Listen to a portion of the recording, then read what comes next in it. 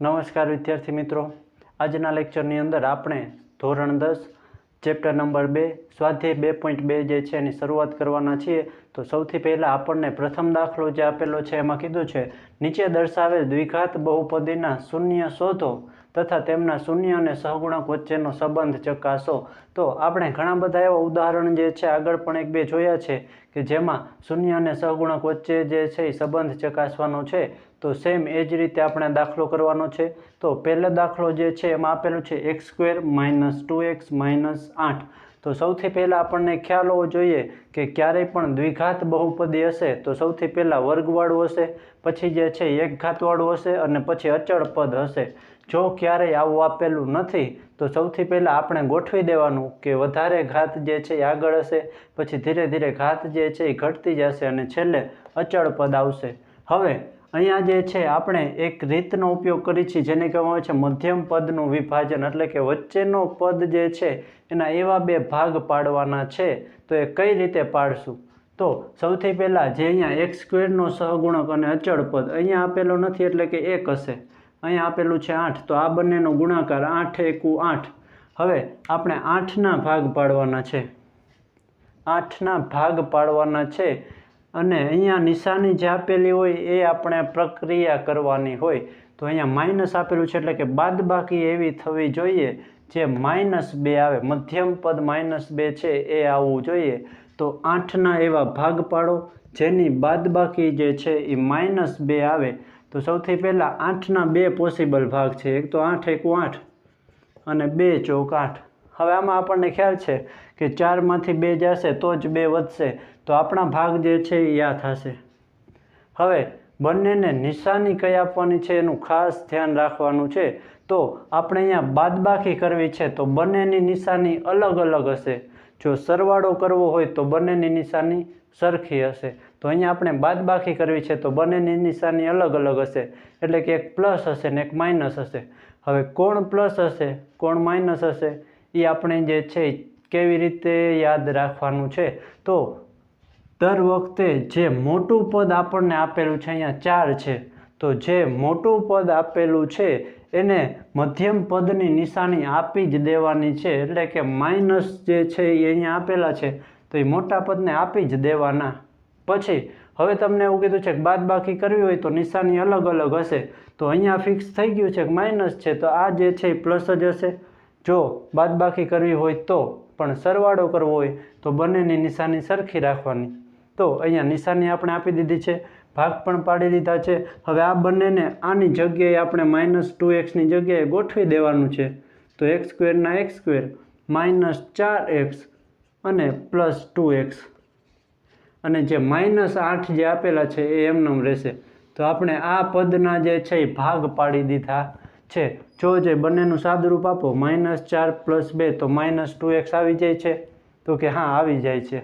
હવે ત્યાર પછીના સ્ટેપની અંદર જે છે આપણે બે પદ જે છે એમાંથી કોમન કાઢશું, જે આપણે 8મા ધોરણની અંદર પણ શીખી ગયા છીએ કે સૌથી પહેલાં જે છે પ્રથમ બે પદની અંદરથી આપણે કોમન કાઢશું. તો પહેલા બે પદની અંદરથી x કોમન નીકળે છે, અંક કાંઈ આપેલા નથી. x² માંથી 1x નીકળી ગયો છે તો અહીંયા x વધશે, -4x માંથી x બહાર વયો ગયો છે તો 4 વધશે. હવે આ જે કાઉન્સ છે ને એ આપણે આમાંથી પણ કોમન નીકળતો જશે, કારણ કે આ બંને કાઉન્સને નેક્સ્ટ સ્ટેપની અંદર આપણે કોમન લેવા છે. તો આ કાઉન્સ અહીંયા જે આવે એને અહીંયા લખી જ દેવાનું છે. હવે જો 2x છે તો અહીંયા x આપણને દેખાય છે, 8 છે એની જગ્યાએ 4, એનો મતલબ આની અંદરથી આપણે 2 કોમન કાઢેલા છે, અને પ્લસ છે તો અહીંયા પ્લસ જ છે, માઇનસ છે તો માઇનસ. નિશાની બદલેલી નથી, તો જ્યારે નિશાની ન બદલેલી હોય ત્યારે અહીંયા પ્લસ કરવાના. જો નિશાની બદલી ગઈ હોય અહીંયાના પદની તો એનો મતલબ આપણે માઇનસ કોમન કાઢેલા છે. ત્યાર પછીના સ્ટેપની અંદર અહીંયા જે કાઉન્સ છે અહીંયા એ બંને કાઉન્સ સરખા છે, તો આપણે બંને કાઉન્સમાંથી જે છે એ કોમન લઈ લઈએ. તો અહીંયા વધશે x અને અહીંયા વધશે +2 = 0. હવે આપણને ખ્યાલ છે કોઈ પણ બે સંખ્યાનો ગુણાકાર 0 ક્યારે આવે? તો કે જો કોઈ સંખ્યાને 0 હારે ગુણો તો જ એનો જવાબ 0 આવે. એનો મતલબ કાં તો આ 0 હશે કાં તો જે છે આ 0 હશે. તો સૌથી પહેલાં આપણે ધારી લઈએ કે x - 4 બરાબર 0 લઈ લઈએ અને પછી અથવા તો જો આ 0 નથી તો આ 0 છે એવું લઈ લઈએ. હવે આમાંથી xની કિંમત શોધવી હોય તો -4 જે છે એ સામે જશે તો +4. આમાંથી આપણે xની કિંમત શોધીએ તો +2 સામે જશે તો -2. તો આપણને 2 શૂન્ય મળી ગયા છે. એક મળ્યું છે 4 અને બીજું મળી ગયું છે -2. તો આ જે છે આપણું પહેલું શૂન્ય છે અને આ જે છે આપણું બીજું શૂન્ય.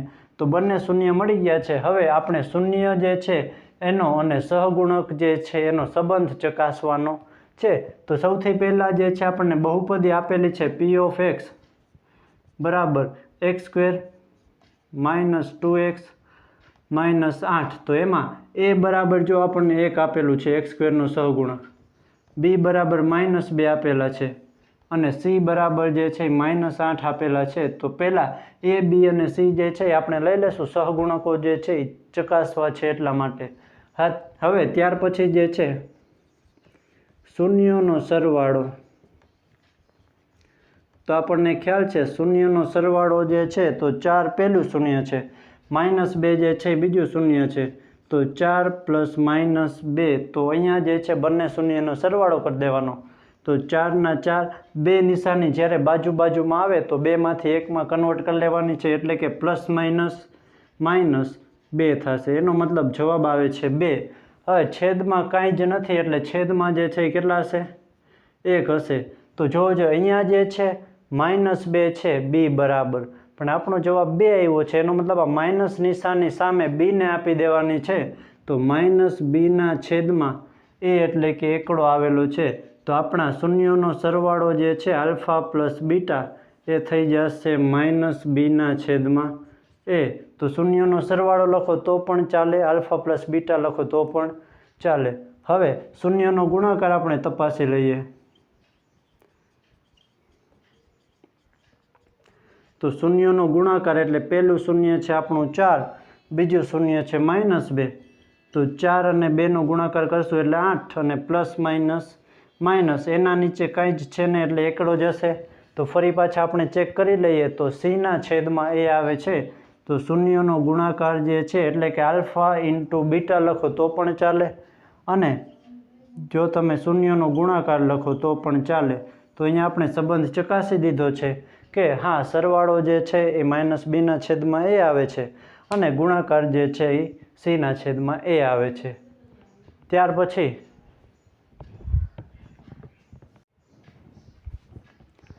હવે જો બીજા દાખલાની વાત કરવામાં આવે તો 4a² - 4s + 1 એટલે કે અહીંયા જે છે ચલ આપણને s આપેલું છે. સૌથી પહેલાં વર્ગવાળું, પછી એક ઘાતવાળું અને પછી અચળ પદ આપેલું છે. તો સેમ ટુ સેમ રીતે કે અચળ પદ અને a² જે છે એનો સહગુણક. તો 4 અને 1નો ગુણાકાર 4 એકુ થશે 4. તો 4ના એવા ભાગ પાડો કે જેનો સરવાળો કરવાનો છે. 4ના એવા ભાગ પાડો જેનો સરવાળો -4 આવે. તો 4ના ભાગ જે છે એ આટલા પોસિબલ છે કે 1 × 4 અને 2 દુ 4. હવે આમાંથી જે છે આપણે સરવાળો કરવો છે તો જોવો જોઈએ 4 ને 1 તો 5 થઈ જશે એટલે એ શક્ય છે નહીં. 2 ને 2 4 તો આપણા ભાગ જે છે એ 2 ને 2 4 થશે. હવે સરવાળો કરવો છે તો બંનેની નિશાની કેવી હશે? સરખી હશે. સરવાળો કરવો હોય તો બંનેની નિશાની સરખી હોય. તો આપણે કીધું છે કે મધ્યમ પદની નિશાની મોટા પદને આપી દેવાની, પરંતુ અહીંયા બંને સરખા જ છે તો કોઈ પણ એકને માઇનસ નિશાની આપો તો સરવાળો કરવો છે તો બંનેની સરખી હશે. તો આની પણ નિશાની કેવી હોય? માઇનસ જ હશે. ત્યાર પછી એને આપણે જે છે હવે ગોઠવી દઈએ છીએ. તો 4a² - 2s - 2s. તો 4sના જે છે બે ભાગ પાડી દીધા છે. +1 જે હતું એ એમનું એમ બરાબર 0. તો 4s જે છે એના ભાગ પડી ગયા છે -2s - 2s. હવે પહેલા બે પદમાંથી આપણે કંઈક કોમન કાઢી લઈશું અને બીજા બે પદમાંથી. તો અહીંયા 4 અને 2માંથી જો અંક પણ કોમન નીકળે છે બગડો અને s² અને sમાંથી નીકળે છે s. તો અહીંયાથી 2 નીકળી જાય 4માંથી કોમન તો 2 દુ 4 એટલે બગડો જ હવે વધશે. s² s નીકળી જશે એટલે અહીંયા વધશે s. માઇનસના માઇનસ 2s કોમન નીકળી ગયા છે. 2s જે છે એ બધું જ કોમન નીકળી ગયું છે. તો કાંઈ જ નથી, એટલે હવે અહીંયા વધશે એકડો, કેમ કે 2s ને 1 વડે ગુણો તો 2s જ થશે. અહીંયા જે કૌંસ આપેલો છે એ આપણે લખી જ નાખવાનો છે પાછળ, કારણ કે કોમન આવી જ જતો હશે પછી. તો 2s જે છે એના 2s 1 ના 1, એનો મતલબ અહીંયા કોમન જે છે એ કંઈ કાઢેલું નથી, એટલે એકડો કોમન કાઢેલો છે. જ્યારે કાંઈ જ કોમન ન કાઢેલો હોય ત્યારે ગુણાકારમાં એકડો હશે, એટલું આપણને ધ્યાન હોવું જોઈએ. હવે ખાસ ધ્યાન રાખવાનું છે, જો અહીંયા -2s હતા, અહીંયા +2s થાય છે, અને અહીંયા જે છે એ +1 હતા, તો અહીંયા -1 થઈ ગયા. નિશાની બદલી ગઈ છે, તો નિશાની ત્યારે જ બદલે જ્યારે આપણે માઇનસ જે છે એ કોમન કાઢેલા હોય. હવે બંને પદમાંથી આખો કાઉન્સ જે છે એ આપણે કોમન કાઢી લઈએ, તો 2s -1 જે છે એ કોમન નીકળી જાય, તો અહીંયા વધશે 2s, અને અહીંયા જે છે એ વધશે -1 બરાબર 0. બે પદનો ગુણાકાર 0 ક્યારે થાય? તો કે પહેલું પદ 0 હોય તો થશે, અથવા તો જે છે બીજું પદ 0 હશે તો થશે. પરંતુ અહીંયા બંને પદ જો સરખા જ છે, તો અહીંયા એસની કિંમત શોધવી હોય તો એકલું પદ હોય ને એ પહેલાં સામે જાય, એટલે -1 જે છે એ સામે જશે તો થઈ જશે +1, અને બગડો અહીંયા ગુણાકારમાં છે તો સામે વહી જશે ભાગાકારમાં, તો 1/2 આવે છે. તો આ જે છે એમાં પણ સેમ ટુ સેમ 1 સામે વહી જશે, અને જે છે 1/2. તો જ્યારે આવું આપે ત્યારે ગણતરી કરવાની જરૂર નથી, એમ પણ લખી શકો છો ડાયરેક્ટ કે 1/2 આવે છે, તો આનું કેલ્ક્યુલેશન પણ 1/2 જ આવે. તો અહીંયા બંને શૂન્યો જે છે એક જ છે, એટલે કે સરખા મળ્યા છે. તો હવે આપણે એનો જે છે એ સંબંધ ચકાસી લઈએ. તો સૌથી પહેલાં જે છે આપણને ખ્યાલ છે કે સહગુણકો જે છે આને આપણે લખવા પડશે. તો સૌથી પહેલાં જે છે સહગુણકોની જો વાત કરવામાં આવે તો અહીંયા a બરાબર 4 છે, b બરાબર -4 છે, અને c બરાબર છે 1. તો સહગુણક આપણને મળી ગયા છે. હવે સહગુણક અને શૂન્ય વચ્ચેનો સંબંધ આપણે ચકાસી લઈએ. તો સૌથી પહેલાં જે છે શૂન્યનો સરવાળો. તો શૂન્યનો જે છે એ સરવાળો કેટલો થશે? તો કે પહેલું શૂન્ય અને પછી જે છે બીજું શૂન્ય આપણે લખી દઈએ. તો 1/2 વત્તા 1/2. હવે લસા તો અહીં આપેલો જ છે બગડો, એટલે આપણે લસા લેવાની જરૂર છે નહીં. તો 2/2 આવે છે. તો એનો મતલબ જે છે આપણે અહીંયા જો ઉડી જાય છે, તો આનો જવાબ થઈ જશે 1. એનો મતલબ -b/a આવવું જોઈએ. તો અહીંયા આપણને ખાસ ખ્યાલ હોવો જોઈએ કે b છે -4 અને a છે 4. તો -4/4 તમે મૂકશો તો એ પણ જે છે એ કેટલું થઈ જશે? તો કે -4/4 મૂકો તો જો 4 4 ઉડી જશે, એટલે જવાબ કેટલો આવે છે? 1. અને આ માઇનસ જે છે એ આગળ નિશાની હશે, એટલે માઇનસ થઈ જશે +1. તો જો જે +1 આવી જાય છે. હા, તો આપણો જવાબ જે છે એ સાચો છે. તો જ્યારે પણ આવું ક્યારેક શૂન્ય આવશે ત્યારે આપણને ખ્યાલ અહીંયાથી હોવો જોઈએ કે -b/a લાવવું છે આપણે. તો 1ને જે છે ઉપર નીચે 4 વડે ગુણવા પડે. તો અહીંયા જે છે આપણે ઉપર નીચે 4 વડે ગુણી દઈએ તો ઉપર પણ 4 આવી જાય અને નીચે પણ 4 આવી જાય. તો આ રીતે પણ તમે કરી શકો છો. તો આપણને ખ્યાલ છે કે 1 જ્યારે જવાબ આવે તો એ -b/a જ છે, કારણ કે 4/4 તો એ 1 જ થશે, એટલે કે -b/a. તો શૂન્યનો સરવાળો જે છે એ આપણને મળી ગયો છે અહીંયા. હવે આપણે જે છે એનો ગુણાકાર ચેક કરી લેશું. તો શૂન્યનો જે છે ગુણાકાર એટલે કે આલ્ફા ઇન્ટુ બીટા, એટલે 1/2 ગુણ્યા 1/2. તો અંશનો ગુણાકાર થશે, છેદનો થશે. તો 1 ગુણ્યા 1 એટલે 1 અને 2 ગુણ્યા 2 એટલે 4. તો અહીંયા આવે છે c/a. જો આવે છે તો શૂન્યનો ગુણાકાર જે છે એ આવી જાય છે c/a. તો અહીંયા આપણે શૂન્ય અને સહગુણક વચ્ચેનો સંબંધ પણ ચકાસી લીધો છે. ત્યાર પછી ત્રીજા દાખલાની જો આપણે વાત કરીએ તો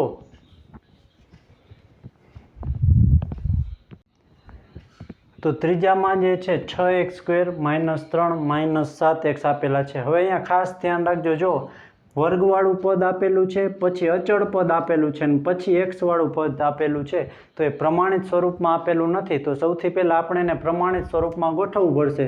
તો અહીંયા થઈ જશે 6x² -7x એટલે કે x વાળું પદ અને પછી આવે અચળ પદ.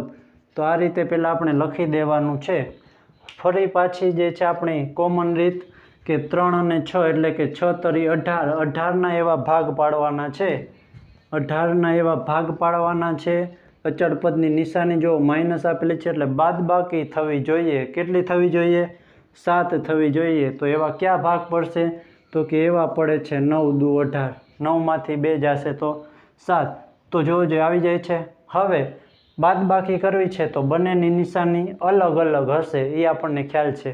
તો મોટા પદને જે છે એ વચ્ચેના પદની મધ્યમ પદની નિશાની માઇનસ આપી જ દેવાની છે. હવે બાદબાકી કરવી છે ને બંનેની નિશાની અલગ અલગ હોય તો આ માઇનસ હશે તો આ પ્લસ જ હશે તો જ બાદબાકી થાય. બસ તો અહીંયા ભાગ આપણા પડી ગયા છે એને લખી દઈએ. તો પહેલું પદ અને છેલ્લું પદ જે છે એને તો એમનેમ જ રાખવાનું છે. ફક્ત આની જગ્યાએ આપણે લખવાના છે -9x + 2x - 3 બરાબર 0. જો અહીંયા 9માંથી 2 જાય તો 7x આવી જાય છે. તો કે હા આવી જાય છે. ત્યાર પછી બે પદ જે છે એમાંથી કોમન લઈ લઈએ. તો સૌથી પહેલા બે પદ છે એમાંથી કોમન નીકળશે 3 અને x કોમન નીકળે. અહીંયા 6 છે તો 3 દુ 6 થશે અને 3 તરી 9 એટલે બંનેમાંથી 3 કોમન નીકળે છે અને એક x નીકળશે કોમન. તો અહીંયા આવે છે 2x - 3 વધશે. એ જ કાઉન્સ જે છે એ આપણે લખી જ દેવાનો છે કારણ કે એ કોમન કાઢવો છે એટલા માટે. તો 2x ના 2x -3 ના -3 તો કંઈ જ કોમન કાઢેલું નથી એટલે એકડો. નિશાની બદલેલી નથી એટલે નિશાની આપણે જે છે એ કોમન કાઢી નહીં હોય એટલે +1 જ હશે. હવે બંનેમાંથી પાછો કાઉન્સ કોમન કાઢી લેશું તો 2x - 3 કોમન નીકળે તો અહીંયા વધશે 3x અને અહીંયા ફક્ત વધે +1. કોઈ પણ બે સંખ્યાનો ગુણાકાર ક્યારે 0 થાય? કાં તો જે છે પહેલી સંખ્યા 0 હોવી જોઈએ અથવા તો જે છે બીજી સંખ્યા 0 હોવી જોઈએ. અને હવે આપણે અહીંયાથી જે છે xની કિંમત શોધી લઈએ. તો સૌથી પહેલાં 2x એકલું પદ સામે જશે તો -3 જે છે એ પ્લસ થઈ જશે અને બગડો અહીંયા x સાથે ગુણાકારમાં હોય તો સામે વહી જશે ભાગાકારમાં. તો પહેલું શૂન્ય મળ્યું છે 3/2. 3x ના 3x +1 સામે જાય એકલું પદ એટલે -1 અને તગડો ગુણાકારમાં છે ભાગાકારમાં જશે તો એ થઈ જશે -1/3. તો આપણને બંને શૂન્ય મળી ગયા છે. હવે આપણે ખાલી જે છે એ શૂન્ય અને સહગુણક વચ્ચેનો સંબંધ ચકાસવાનો છે. તો સૌથી પહેલાં આપણે સહગુણક લખી લઈએ.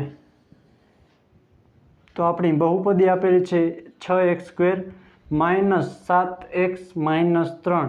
જ્યારે સહગુણક લખો ત્યારે પણ ખાસ ધ્યાન રાખવાનું છે કે આ બહુપદી નથી લેવાની a b અને c. તો એ બહુપદીના સહગુણક નથી. આપણે પહેલાં વર્ગવાળું પછી x વાળું પછી અચળ પદ હોય એમાંથી આપણે સહગુણકો જે છે a b અને c મળશે. તો અહીંયા a બરાબર 6 છે, b બરાબર -7 છે અને c બરાબર -3 છે. તો આપણને 3 જે છે એ સહગુણકની ખબર પડી ગઈ છે. હવે સંબંધ ચકાસી લઈએ આપણે. તો શૂન્યનો સરવાળો.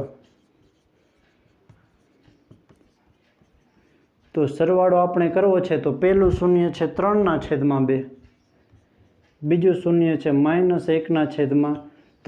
તો અહીંયા આપણે જે છે શૂન્યનો સરવાળો કરવો હોય પરંતુ છેદ સરખા નથી તો છેદ જે છે એનો લસા લેવો પડશે. તો 2 અને 3નો લસા જે છે એ 6 આવે. તો ઉપર નીચે આપણે જે છે કેટલા વડે ગુણવા પડશે? તો 2ને તમારે 6 કરવા હોય તો 3 વડે ગુણવા પડે. તો ઉપર પણ 3 વડે જ ગુણવા પડશે. અહીંયા ઉપર નીચે 3 વડે ગુણી દેવાના. પ્લસ માઇનસ અહીંયા રહી જશે -1/3 છે. જો હવે છેદને આપણે 6 કરવા છે તો નીચે 2 વડે ગુણવું પડે તો ઉપર પણ 2 વડે ગુણી દેવાનું. તો 3 તરી થશે 9/6 -2 × 2/6. હવે લસા આવી ગયો છે તો બંને વચ્ચે કોમન લખી દઈએ.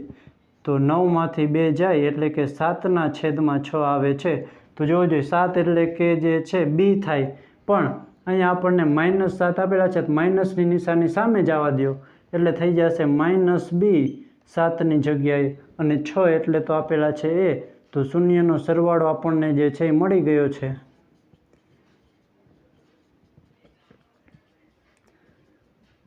હવે ત્યાર પછી જે છે આપણે ગુણાકાર ચકાસી લઈએ. તો ગુણાકાર જે છે એ કેટલો થશે તો આપણને ખ્યાલ હોવો જોઈએ. કે શૂન્યનો ગુણાકાર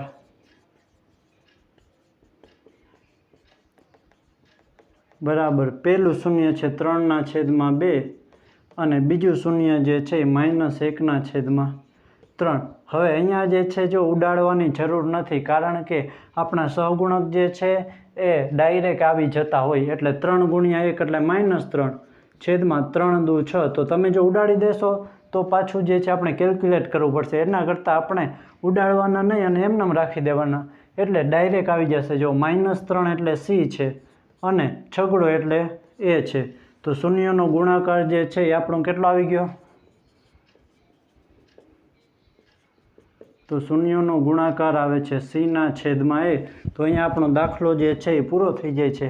આપણે ચકાસી દીધું કે શૂન્ય અને સહગુણક વચ્ચેનો સંબંધ પણ આવી જાય છે. તો ત્રીજો દાખલો અહીંયા પૂરો થાય છે. હવે ચોથા દાખલાથી આપણે જે છે નેક્સ્ટ લેક્ચરની અંદર વાત કરીશું. તો અહીંયા સુધી મને આશા છે કે તમને બધું સમજાઈ ગયું હશે. હવે જો કોઈ ચેપ્ટરની અંદર તમને આવડતું નથી તો તમે જણાવી શકો છો, તો આપણે એ ચેપ્ટર જે છે એ પહેલાં લેવાનો પ્રયત્ન કરશું. તો કાંઈ પણ તમારા પ્રશ્ન છે એ તમે ગમે ત્યારે જણાવી શકો છો. આપણે બને તેટલું સરળતાથી સોલ્વ કરવાનો પ્રયત્ન કરશું. તો થેન્ક યુ વેરી મચ. ફરી પાછા મળીશું એક નવા વિડીયોમાં અને નવા જ દાખલા સાથે. Thank you.